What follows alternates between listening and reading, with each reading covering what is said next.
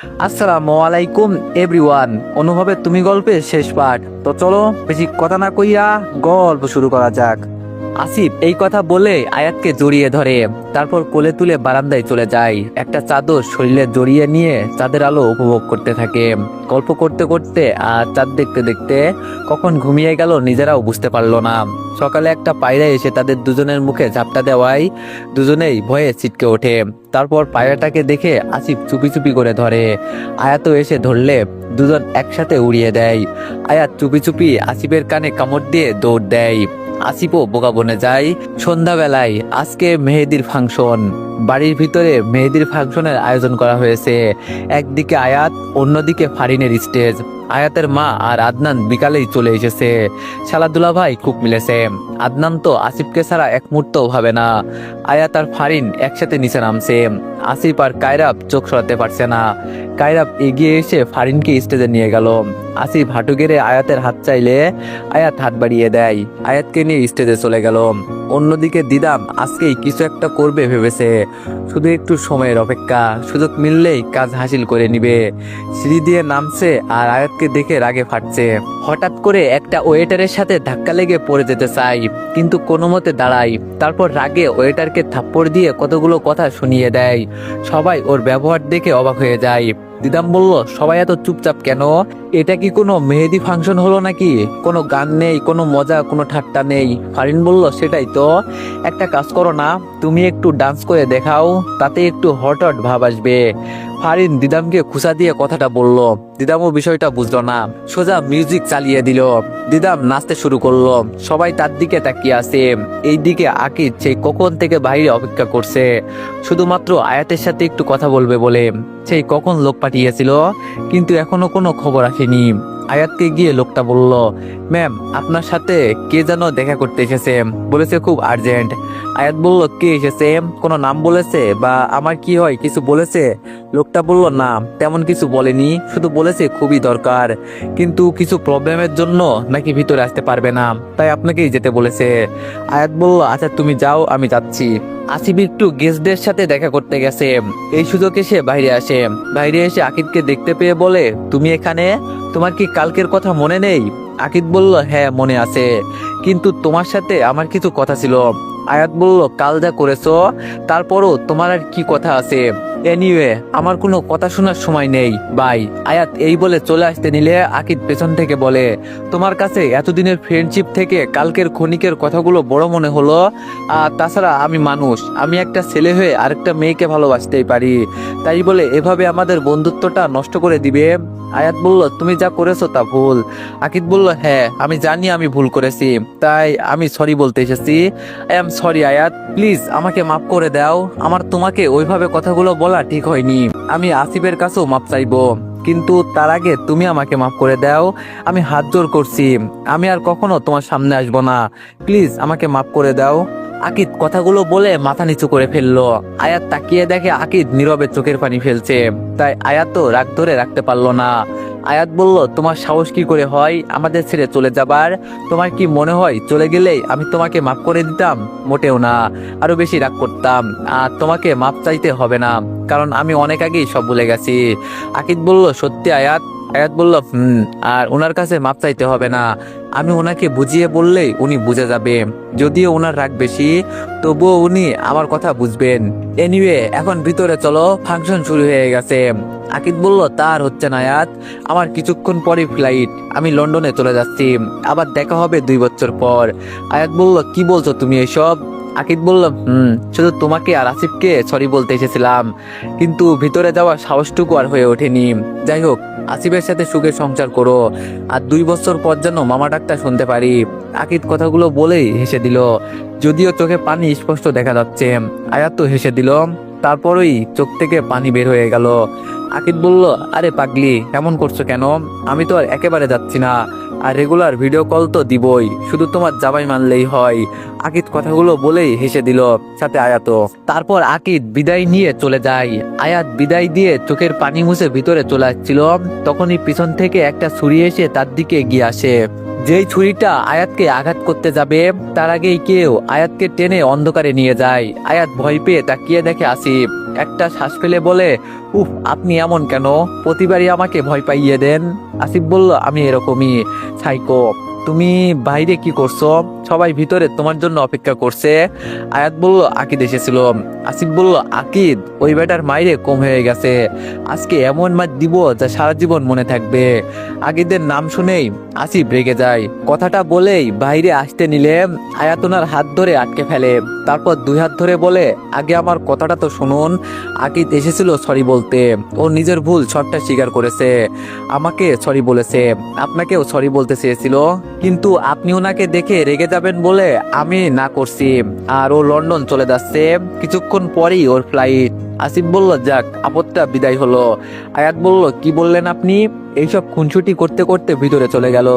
অন্যদিকে আয়াতকে আঘাত করতে চাওয়া লোকটি আর কেউ নয়, দিদাম।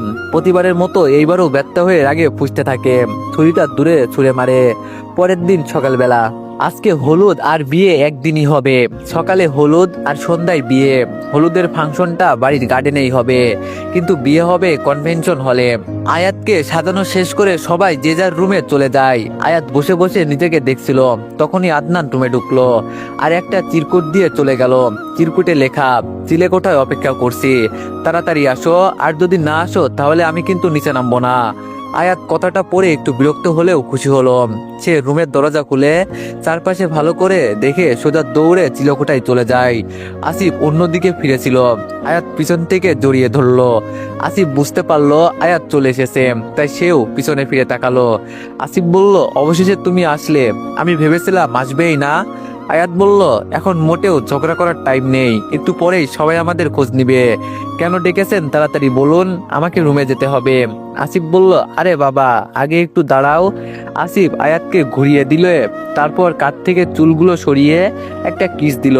তারপর সামনে এসে নিজের দুই গালে হলুদ লাগিয়ে নিল। আয়াত বুঝতে পারছে না আসিফ কি করতে চাচ্ছে, সে শুধু অবাক হয়ে সবকিছু দেখছিল। আসিফ আয়াতকে নিজের বাহুডোরে আটকে নিল। আয়াত চোখগুলো ছোট ছোট করে তাকালে আসিফ মুচকি হেসে আয়াতের নাকেও হালকা হলুদ লাগিয়ে দিল। আয়াত শুধু আসিফের আঙ্গুলে কামড় দিয়ে দৌড় দেয়। আসিফ আয়াতের কাছে হাসতে থাকে। আয়াত রুমে এসে কিছুক্ষণ আগের কথা ভাবছিল আর মুচকি মুচকি হাসতেছিল। তখনই রুমে ফারিন ঢুকলো। ভাবি ডাক দিয়ে কিছু বলতে যাবে, তখনই দেখে আয়াতের দুই গালে হলুদ লাগানো। বুঝতে বাকি রইল না এটা কার কাজ। ফারিন শয়তানি হাসি দিয়ে বলল, বাহ বাহ, এখনো হলুদ বড়রাই লাগিয়ে দিল না, আর ওরা হলুদের বন্যা লাগিয়েছে। ইস, আমার বরটা যদি ভাইয়ার মতো একটু রোমান্টিক হতো। আয়াত বলল, বারে, তোমার বড় কম কিসে? ফারিন বলল, কম নাই তো কি, এত সুন্দর করে সাজলাম আর আমাকে এখনো দেখতেই আসলো না। আয়াত একটু হেসে বলল, আমার ননদের কি কষ্ট। ফারিন বলল, আচ্ছা, তোমাকে একটা কথা বলার ছিল। আয়াত বলল, বলো, আমি শুনছি। আয়াত টিস্যু দিয়ে হলুদ পরিষ্কার করতে করতে বলল। ফারিন বলল, দিদামের থেকে একটু সাবধানে থাকবা, ও কিন্তু এখনো তোমাদের বিষয়টা মেনে নিতে পারছে না, আর ও সবকিছু করতে পারে। আমার কিন্তু ভয় করছে তোমার না কোনো ক্ষতি করে দেয়। আয়াত বলল, এত ভয় পেও না তো, ও কিচ্ছু করতে পারবে না। ফারিন বলল, তাই যেন হয়। আয়াত আর ফারিনকে নিচে নেওয়া হলো, আর আসিফ আর কায়রা বেশে তাদের পাশে দাঁড়ায়। দুজনেই দুজনের বউকে প্রশংসা করতে ব্যস্ত হয়ে যায়। একে একে বড়রা হলুদ দিতে শুরু করে। দিদাম হাতে হলুদের বাটি নিয়ে তাদের মাঝে উপস্থিত হয়। আয়াতের গালে হলুদ লাগানোর জন্য হলুদ নিয়ে যাচ্ছিল। ফারিন বিষয়টা স্বাভাবিক না ভেবে সে তার পা বাড়িয়ে দেয়। দিদাম উষ্টাকে পড়ে যেতে নেয়, কিন্তু তার আগে আসিফ ধরে ফেলে। হলুদের বাতিটা নিচে পড়ে গেলেও হাতে থাকা হলুদটা আসিফের শরীরে লেগে যায়। কিছুক্ষণ পর্যন্ত স্বাভাবিক থাকলেও কিছুক্ষণ পর জ্বালা শুরু করে। আসিফ সহ্য করতে না পেরে আয়াতকে দেখালে আয়াত দেখে অনেকটা জায়গা পুড়ে গেছে। আয়াত, আসিফ, এটা কি হলো? আয়াত একটু জোরেই কথাটা বলে, তাই সবাই ওর দিকে তাকায়। ফারিন দৌড়ে গিয়ে এটা দেখতে পেয়ে দিদামকে টেনে ভিতরে নিয়ে যায়। তারপর সবাই ফেলে দিয়ে চোখ বড় বড় করে বলে, হলুদে কি মিশিয়েছিস? দিদাম বলল, মানে হলুদে আবার কি মিশাবো? ফারিন বলল, এখন নেকামি করবি না, তুই ভাইয়ার ওইখানে হলুদ লাগিয়েছিলি, আর ওই হলুদের বাটিটাও তুই এনেছিলি। দিদাম বলল, এনেছিলাম মানে কি, আমি অ্যাসিড মিশিয়েছি। ফারিন বলল, আমি তো বলিনি তুই অ্যাসিড মিশিয়েছিস, আমি তো অ্যাসিডের কথা তুলিনি, আর জানতামও না হলুদে অ্যাসিড ছিল। তার মানে তুই, কিন্তু তুই ভাইয়াকে কেন লাগাবি? তোর রাগ তো ভাবির প্রতি তাহলে? দিদাম বলল, হ্যাঁ, আমি অ্যাসিড মিশিয়েছিলাম, কিন্তু আসিফকে লাগাতে চাইনি, চেয়েছিলাম আয়াতকে লাগাতে। যেন ওর ফেস পুরো জ্বলে পুড়ে শেষ হয়ে যায়, কিন্তু তোর পায়ে উষ্টা খেয়ে সব উল্টো হয়ে যায়। শুধুমাত্র তোর জন্য আজকে আমি আমার কাজে সফল হতে পারিনি। ফারিন বলল, আমার আগেই সন্দেহ হয়েছিল, তাই আমি ইচ্ছে করেই নিজের পাটা বাড়িয়ে দিই, আর তাতে করে তোর কুকর্ম সফল হয়নি। আর এখন আমি সবাইকে গিয়ে এই কথাগুলো বলবো। ফারিন বাইরে চলে আসতে নিলেই দিদাম ওর হাতটা শক্ত করে চেপে ধরে বলে, তোর কি মনে হয় তোর কথা সবাই বিশ্বাস করে নিবে, তাও কোনো প্রমাণ ছাড়া? তুই খুব ভালো করেই জানিস আমি কতটা ভালো করে অভিনয় করতে পারি, আর ঠিক কতটা খারাপ তাও ভালো করে জানিস। তো শুধু শুধু নিজের বিপদ ডেকে আনিস না, নয়তো এমন হয়ে যেতে পারে বিয়ের আগেই বিধবা হয়ে যাস। দিদাম এই কথাটা বলে শয়তানি হাসি দিয়ে চলে যায়। ফারিন ভয় পেয়ে যায়। ফারিনটা খুব ভালো করেই জানে দিদাম যতটা সহজে কথাগুলো বলল তার চেয়ে সহজে তা করতে পারবে। সে ধপ করে সোফায় বসে পড়ে। সে কি করবে বুঝতে পারছে না। সন্ধ্যাবেলায় সবাই কনভেনশন হলে আয়াত রুমে বসে আছে, বারবার এত ভারী লেহেঙ্গার প্রতি বিরক্ত ফিল করছে। আর এটা ভাবছে এতক্ষণ হয়ে গেল এখনো আসিফটাকে একটাবারের জন্য দেখতে আসো না। অন্যদিকে ফারিন বারবার আয়াতকে ফোনে ট্রাই করে যাচ্ছে, কিন্তু ফোন ধরছে না। তাকে সামনাসামনি কিছু বলা যাবে না, কারণ যখনই তারা দুজন একসাথে হয় তখনই দিদামের ফারিমের দিকে তাকিয়ে শয়তানি হাসি দেয়। কিন্তু এখনো কোনো কথা না ভেবেই আয়াতের রুমে চলে যায়। ফারিনকে এইভাবে দৌড়ে আসতে দেখে আয়াত বলে, তুমি এত ভারী লেহেঙ্গা নিয়ে এভাবে কিভাবে দৌড়াচ্ছ, আর এত দৌড়ানোর কি আছে? ফারিন বলল, ভাবি এত কথা বলার সময় নেই, তোমাকে শুধু এটাই বলবো বিয়ের আর যতক্ষণ সময় আছে একটু সাবধানে থাকো, আর এই কয়েক মুহূর্তের সময়ে কিন্তু সবকিছু পাল্টে দিতে পারে। আয়াত বলল, ফারিন তুমি এগুলো কি বলছো, আর কেনই বা বলছো? ফারিন বলল, ভাবি তোমাকে এখন এত কিছু বলার সময় নেই, তুমি আমার কথাগুলো শোনো, যা বলছি তাই করো। আর কিছু বলার আগেই রুমের দরজা খোলার আওয়াজ হলো। ফারিন ভয়ে তাকিয়ে দেখে মিসেস শাহনাজ রুমে ঢুকছে। মিসেস শাহনাজ ফারিনকে নিয়ে রুম থেকে চলে যায়। ফারিন যেতে চাচ্ছিল না, আর আরো কথা বলাচ্ছিল, কিন্তু বিয়ের সময় হয়ে যাচ্ছে বলে মিসেস শাহনাজ ফারিনকে তার হোটেল রুমে নিয়ে যায়। এইদিকে আয়াত ফারিনের কথার মানে কিছুই মেলাতে পারছিল না। তখনই আদনান রুমে আসলো আর একটা চিরকুট দিয়ে চলে গেল। কে দিয়েছে জিজ্ঞেস করলেও কিছু বলেনি। চিরকুট খুলে দেখে সুইমিং পুলে তোমার জন্য অপেক্ষা করছি, ঠিক কালকের মতো আজকেও একবার চলে আসো। আর হ্যাঁ, পিছন দিক দিয়ে গেট খুলে রেখেছি, আশা করি কালকের মতো আজকেও হতাশ করবে না। আয়াত চিঠিটা পড়ে মুচকে আসলো আর মনে মনে ভাবলো আজকেও সারপ্রাইজ দিবেন, আর এই জন্য এতক্ষণ দেখা করেননি। ওকে ফাইন, আমি আসছি। আয়াত চুপি চুপি পায়ে রুম থেকে বের হয়ে গেল। পিছনের গেট দিয়ে সুইমিং পুলে গেল। চারিদিকে লাইটিং করা, কিন্তু কোথাও আসিফকে দেখতে পেল না। আসিফ কেন, কোনো মানুষকেই দেখতে পেল না। চিৎকার করে আসিফকে ডাকলো, কিন্তু কোনো উত্তর পাওয়া গেল না। কিছুটা চুপসে গেল আয়াত। এত কষ্ট করে লুকিয়ে আসলো, কিন্তু আসিফকে পেল না। মনে মনে অভিমান জমিয়ে পিছন ফিরে হাঁটা শুরু করলো। পিছন থেকে কেউ একজন আয়াতের মুখ চেপে ধরে। খুব চেপে ধরায় আয়াত ছুটাছুটি শুরু করে। হাতটা মুখ থেকে ছাড়িয়ে পিছন ফিরে দেখে দিদাম। আয়াত বলল, তুমি? দিদাম বলল, যা, দেখেই ফেললে? হ্যাঁ আমি, তোমার হবু সতীন। আয়াত বলল, তার মানে ফারিনের কথাগুলোই ঠিক ছিল, তুমি এখনো পাল্টাওনি? দিদাম বলল, কি করে পাল্টাবো বলো, আমি তো এতটা ভালো না। নিজের চোখের সামনে ভালোবাসার মানুষটার বিয়ে কি করে দেখতাম বলো তো? আয়াত বলল, দিদাম তুমি কিন্তু ভুল করছো, এর ফল কিন্তু ভালো হবে না। আর আমাকে এখানে ডাকার মানেটা কি?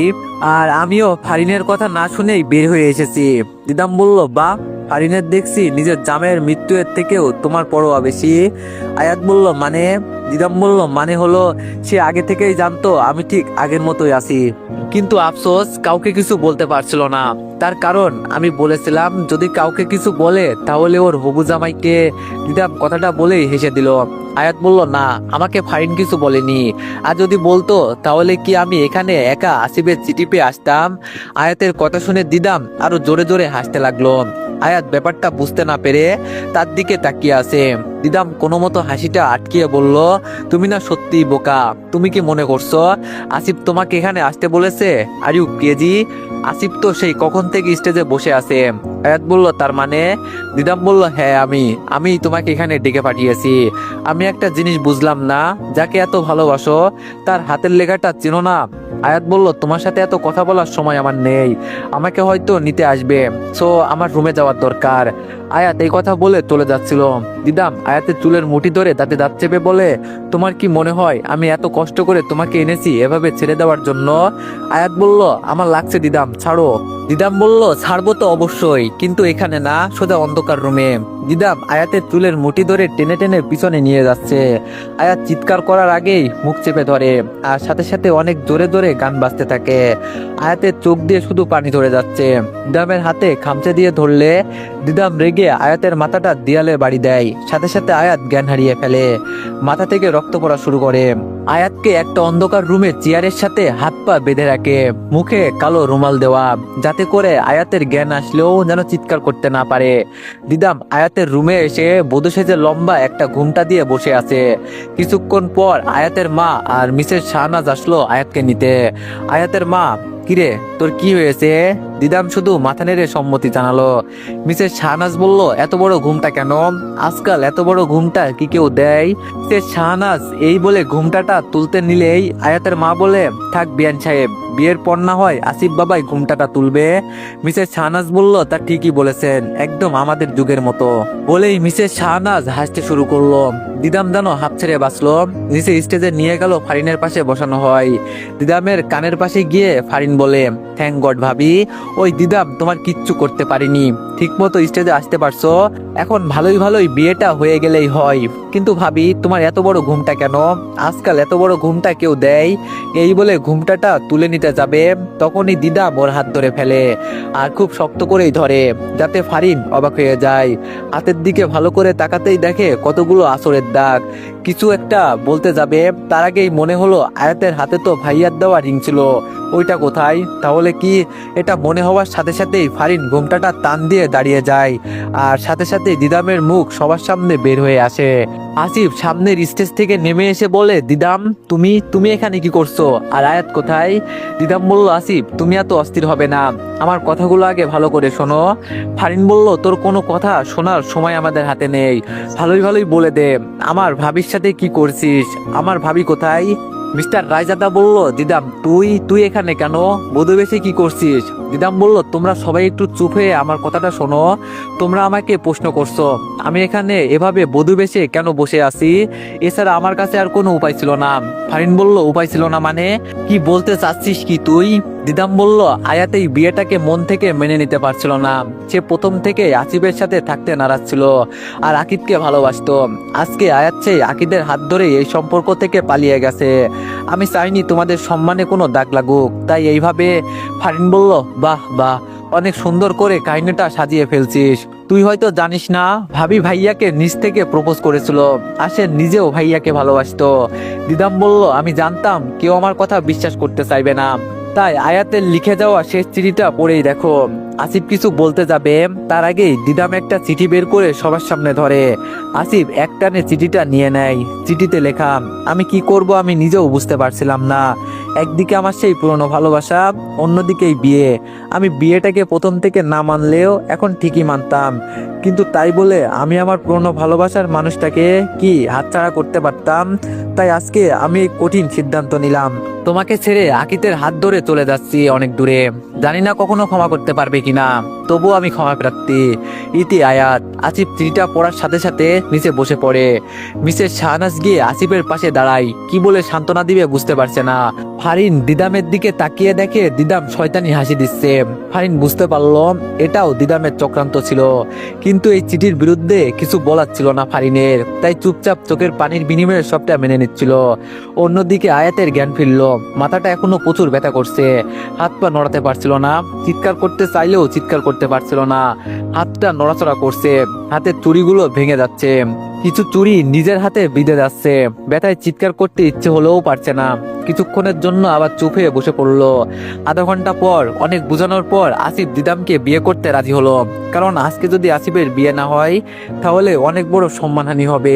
আসিফ শুধুমাত্র নিজের বাবা মার আর পরিবারের সম্মানের দিকে তাকিয়ে বিয়েতে রাজি হলো। সবাই আগের মতোই স্বাভাবিকের অভিনয় করছিল, কিন্তু কেউই আজকের ঘটনা আশা করেনি আয়াত এমন একটা কিছু করবে কেউ কেউ বুঝতে পারিনি। ফারিন বারবার নিজের লেহেঙ্গা খামচে ধরছে, নিজের রাগ কন্ট্রোল রাখার জন্য। সে যদি পারতো তাহলে আজকে দিদামকে এখানেই শেষ করে দিত। পেপার রেডি, ফারিন আর কায়রাবের বিয়ে হয়ে গেছে। দিদাম পেপারে সাইন করে আসিফের কাছে নিয়ে যাওয়া হলো। আসিফ হাতে কলম নিয়ে বসে আছে। সে ভাবতে লাগলো, আয়াত এতটা স্বার্থপর কি করে হলো, আমাকে এত ঘৃণা করত, কিন্তু ও তো সবটা মেনে নিয়েছিল। তাহলে কি হলো হঠাৎ করে? এক সেকেন্ড ও তো আমাকে তুমি করে বলতো না। তাহলে কি ওই চিঠিটা আয়াত লেখেনি? তার মানে আয়াতের সাথে কিছু একটা হয়েছে। আসিফের মাথায় কথাগুলো আসতেই আসিফ দাঁড়িয়ে নিজের গলা থেকে মালাটা টান দিয়ে ছিঁড়ে ফেলে। তারপর পেপারটা নিয়ে সবার সামনে ছিঁড়ে ফেলে। দিদামকে স্টেজ থেকে নামিয়ে কষিয়ে একটা থাপ্পড় বসিয়ে দেয়। দিদাম তাল না সামলিয়ে পড়ে যেতে নিলে কায়রাব ধরতে গেলে ফারিন আটকিয়ে দেয়। দিদাম নিচে পড়ে যায়। আসিফ এক টান দিয়ে উঠিয়ে বলে, রাগে চোখ বড় বড় করে বলে, আয়াত কোথায়? দিদাম বলল, আমি কি করে জানবো আয়াত কোথায়? ওর বয়ফ্রেন্ডের সাথে কোথায় গেছে তা আমি কি করে জানবো? আসিফ বলল, মিথ্যা কথা, আয়াত কখনোই এমন কিছু করতে পারে না। দিদাম বলল, সে তো চিঠিতে তাই লিখে গেছে। আসিফ বলল, এটা আয়াতের চিঠি না। ফারিন বলল, হ্যাঁ ভাইয়া, তুই ঠিকই বলছিস, এটা ভাবির চিঠি না। আসিফ বলল, আয়াত আমাকে কখনো তুমি করে বলেনি, আমি হাজারবার বললেও ডাকতো না। দিদাম বলল, তাহলে কি কেউ ওকে? দিদাম নাটক করে কথাগুলো বলতে চাইছিল, তার আগেই ফারিন স্টেজ থেকে নেমে তার গালে কষিয়ে একটা থাপ্পড় বসিয়ে দেয়। ফারিন বলল, মিথ্যা নাটক করার আর কোনো প্রয়োজন নেই, আমি এখন সবাইকে সব সত্যি বলে দিব, আমি আর কিছু লুকাতে পারবো না। দিদাম চোখ রাঙিয়ে ফারিনের দিকে তাকালে ফারিন তা তোয়াক্কা না করে এক এক করে সব সত্যি বলতে শুরু করে। সেই প্রথম দিন থেকে শুরু করে হলুদের দিনের কাহিনী সবগুলোই বলল। সবকিছু বলার পর আসিফ দিদামের মুখ চেপে ধরে বলে, তোকে আমি পরে দেখে নিব, তার আগে বল তুই আয়াতের সাথে কি করেছিস? দিদাম বলল, বিশ্বাস করো আমি কিচ্ছু করিনি, আয়াত কোথায় আছে আর কেমন আছে আমি কিছুই জানি না। আসিফ বলল, তোকে ভালোই হবে না, ওয়েট। আরেকটা থাপ্পড় দিয়ে সোফায় ফেলে দেয় দিদামকে। এখনের থাপ্পড়ে ঠোঁটের সাইড থেকে রক্ত বের হয়ে পড়ে। আসিফ বলল, কায়রাব তুমি পুলিশকে ফোন করে ইমিডিয়েটলি এখানে আসতে বলো। কায়রাব ওকে বলে, আমি ফোন করছি। কায়রাব ফোন নিয়ে একটু সাইডে চলে গেল। দিদাম সোফা থেকে উঠে আসিফকে ধাক্কা দিয়ে ফারিনের কাছে চলে যায়। তারপর আয়াতের জন্য রাখা ছুরিটা ফারিনের গলায় ধরে বলে, যদি কেউ আসো তাহলে কিন্তু ফারিনকে একদম কেউ চালাকি করার চেষ্টা করবে না, আর তুই ফারিন বেশি নড়াচড়া করবি তো এই ছুরি গলায় চালিয়ে দিব। সবাই থমথম হয়ে যায়। আসিফ ঘামতে শুরু করে। সে চাইলেও কিছু করতে পারছে না, কারণ তার কলিজার বোনটা দিদামের কাছে বন্দি। দিদাম ফারিনকে নিয়ে পিছুপা হতে হতে মেইন ডোর পর্যন্ত চলে গেছে। হঠাৎ করে কেউ পিছন থেকে দিদামের গলায় ছুরি ধরে, কানে ফিসফিস করে বলে, ফারিনকে ছেড়ে দাও, নয়তো। দিদামের কণ্ঠ শুনে বোঝার বাকি রইল না কে সে। নিজের প্রাণ বাঁচাতে ভয়ে ফারিনের গলা থেকে ছুরি ছেড়ে দেয়। হাত থেকে ছুরি ফেলে দিতে বললে তাই ফেলে দেয়। দিদাম বলল, আয়াত তুমি? আয়াত বলল, হ্যাঁ আমি। কি মনে করেছিলে আমাকে বেঁধে রেখেই তুমি এখানে বিয়ে করে ফেলবে? তুমি ভুলে যেও না, ভালোবাসার শক্তি বলে একটা কথা আছে, যার এতই শক্তি যে দুনিয়া উল্টে পাল্টে গেলেও তাদের আলাদা করা যায় না। আয়াত কথাটা বলেই দিদামের গলা থেকে ছুরি ছেড়ে দিয়ে সামনে আসে। তারপর টানতে টানতে সবার মাঝে নিয়ে যায়। আসিফ বলল, আয়াত তোমার এই অবস্থা কি করে হলো? তোমার সাথে কি হয়েছিল? আয়াত বলল, ওইসব কথা পরেও বলা যাবে, তার আগে এর সাথে আমি কিছু বোঝাপড়া বাকি। আয়াত দিদামের সামনে গিয়ে বলে, আয়াত বলল, তোমাকে আমি আগেই বলেছিলাম যদি আসিফ তোমাকে ভালোবাসতো তাহলে আমি তোমাদের মাঝে থাকতাম না, চলে যেতাম তোমাদের ছেড়ে। কিন্তু না, আসিফ তোমাকে ভালোবাসতো না, আমি তোমাকে ভালো করে বোঝানোর পরও তুমি বোঝোনি। আয়াত দিদামের গালে একটা থাপ্পড় দিয়ে বলে, এই থাপ্পড় আমার আর উনার মাঝে আসার জন্য। আরেকটা থাপ্পড় দিয়ে বলে, এই থাপ্পড় আমাদের মাঝে ভুল সৃষ্টি করার জন্য।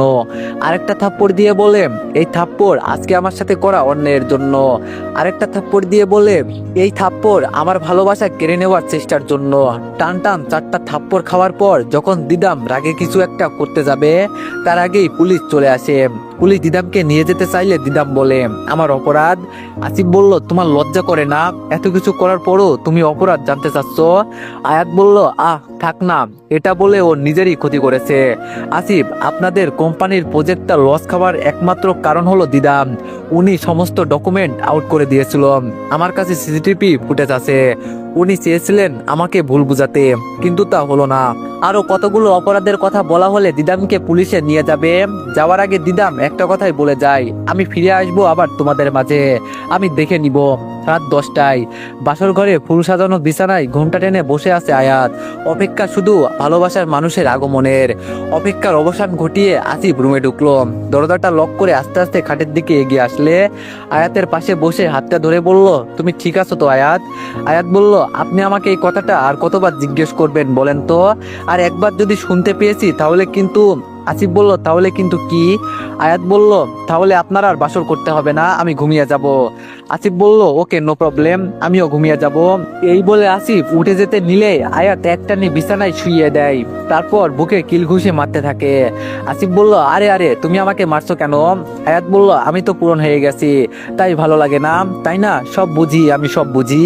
এই বলে আয়াত কান্না করে দেয়।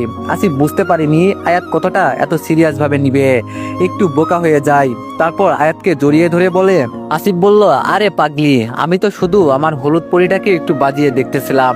আচ্ছা বাবা সরি, এখন তো কান্না থামাও। আয়াত বলল, ইটস ওকে। আসিফ আয়াতকে নিজের বুকের ওপর নিয়ে শুয়ে পড়ে আর মাথা থেকে ঘুমটাটা সরিয়ে গালে হাত রেখে আস্তে আস্তে করে নিজের ঠোঁটের দিকে নিয়ে আসতে থাকে। ঠোঁট জোড়া দখল করে নেয়। আস্তে আস্তে করে ওরা ওদের বিবাহ ভালোবাসার মিলন মেলায় লিপ্ত হতে থাকে।